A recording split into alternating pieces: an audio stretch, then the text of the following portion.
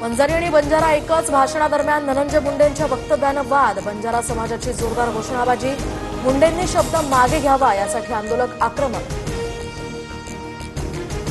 बंजारा समाजाला हैदराबाद गॅझेटनुसार एसटीतनं आरक्षण मिळणार नाही तोपर्यंत हा लढा थांबणार नाही. बीडमधल्या मोर्चातनं धनंजय मुंडेंचा निर्धार. बीड आणि जालन्यात बंजारा समाजाचा मोठा मोर्चा. हैदराबाद गॅझेटच्या आधारावर एसटी प्रवर्गातनं आरक्षण देण्याच्या मागणीसाठी बंजारा समाज रस्त्यावर. 7 आमदारांचा या मोर्चाला पाठिंबा.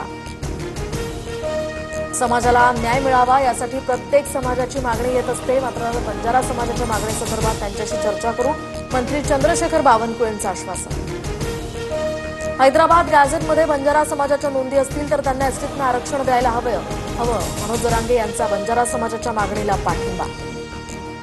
हैदराबाद गॅझेटियरच्या अधिसूचनेला आव्हान देणारी याचिका मुंबई हायकोर्टानं स्वीकारली. GR बेकायदा असून सुनावणीपर्यंत कुणालाही कुणबी प्रमाणपत्र न देण्याची याचिकेत मागणी. 25 तारखेला यासंदर्भातली पुढील सुनावणी.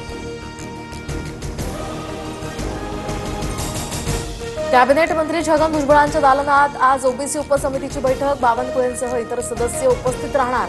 हैदराबाद गॅझेट अंमलबजावणीवरून ओबीसी नाराज. अजित पवार आज बीडमध्ये मुक्कामी. 17 सप्टेंबरला मराठवाडा मुक्तीसंग्राम दिनी ध्वजारोहणाचा कार्यक्रम. अहिल्यानगर बीड परळी वैद्यनाथ रेल्वे मार्ग प्रकल्पाचं सुद्धा उद्घाटन होणार.